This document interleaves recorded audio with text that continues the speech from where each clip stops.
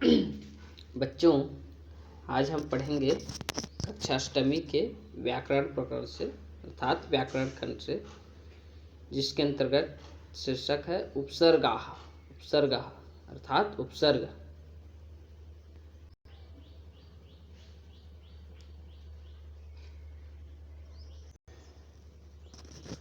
उपसर्ग वह शब्दांश है या वह अव्यय है जो किसी शब्द में जुड़कर नया शब्द बनाता है, अर्थात उनके अर्थों में विशेषता लाते हैं या फिर उनके अर्थों का विस्तार कर देता है। उपसर्ग जो है किसी शब्द के प्रारंभ में जुड़ता है। इसका नियम है कि उपसर्ग जो है शब्द के प्रारंभ में जुड़ता है। इसके अलावा एक प्रत्यय भी होता है।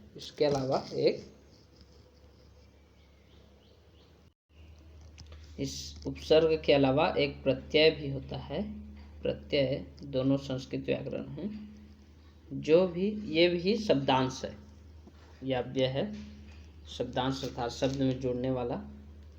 उपसर्ग जो है किसी शब्द के पहले जुड़ता है और प्रत्यय जो है शब्द के बाद जुड़ता है। तो आज हम पढ़ेंगे उपसर्ग। चलिए आगे देखते हैं। देखो, उपसर्ग का परिभाषा में क्या बताया गया है कि उपसर्ग वह शब्दांश है जो शब्द के आगे जोड़कर एक नया शब्द बना देता है। तो इसमें देखिए, पठन्तु अवगच्छन्तु च, पढ़िए और समझिए। निर्गुणः, नीर और गुड़ से बना है। देखो, सामने में नीर, गुड़ शब्द है, गुड़ या अवगुड़ बोलते हैं ना, जिसमें निर जुड़ गया है। तो निर क्या है? उपसर्ग है। उपैति में उप जुड़ा है, उपधन एति। निपातेन में नि शब्द उपसर्ग है। परिवर्तनते में परि और वर्तनते परि उपसर्ग है। सुकृतिनः में सु उपसर्ग है। इसी तरह बहुत सारे हैं। ये संस्कृत में होते हैं 22 इनकी संख्या होती है 22। ठीक है। जैसे प्रा,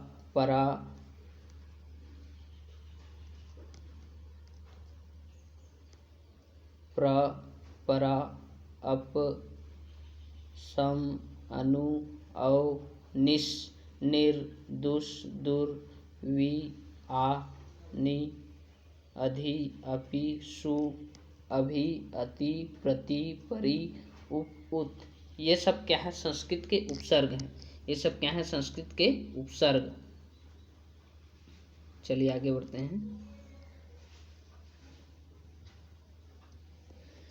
देखो, परिभाषा में दिया है एतेषां प्रयोगः पदानाम् आदौ प्रारंभे भवति। एतेषां प्रयोगः अर्थात इनका प्रयोग पदानाम अर्थात पदों के, आदौ अर्थात आगे, प्रारंभे अर्थात प्रारंभ में, आगे या प्रारंभ में, बहुत ही अर्थात होता है। देखो, यहाँ साफ साफ दिया है कि इनका प्रयोग पदों के प्रारंभ में होता है। जैसे एक एग्जाम्पल देखते हैं, आहारः। ये तो बन गया शब्द। इसमें आ जो है, जो प्रारंभ में है, वो उपसर्ग है। हारः ये शब्द है। ये दोनों मिलकर क्या बन गया? आहारः। उसी तरह उपकारः देखते हैं। उपकारः में देखो, उपसर्ग है और कारः शब्द है। दोनों जुड़कर क्या बन गए? उपकारः। उसी तरह वि और हरति दोनों जुड़कर के विहरति बन गया। और आ और गच्छति दोनों जुड़कर के आगच्छति बन गए। इसी तरह उपसर्ग का प्रयोग किया जाता है।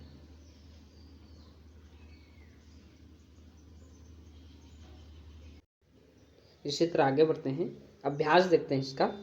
अधोलिखित वाक्येषु उपसर्गयुक्तानि पदानि रेखांकितानि कृत्वा उपसर्गान् पृथक कृत्वा लिखन्तु।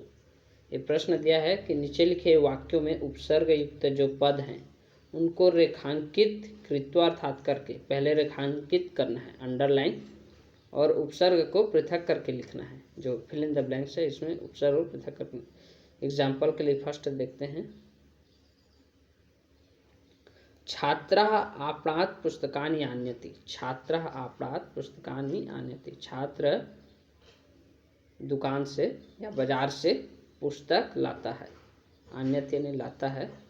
इसमें आन्यति जो है उपसर्ग युक्त पद है। आन्यति क्या है? उपसर्ग युक्त पद है, तो उसमें अंडरलाइन करना है और यहाँ पे लिखना है आ, उपसर्ग को अलग करके लिखना है और शब्द को, तो आ और नयति, आ और नयति।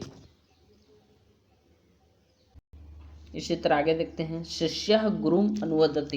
शिष्यः गुरुम अनुवदति, इसमें दिख रहा है अनुवदति। हम लोग 22 उपसर्ग पढ़े हैं जिसमें आ, अनु, औ, उप है, तो इसमें साफ साफ दिख रहा है अनु धन वदति। अनु अलग कर दीजिए और वदति, वदति।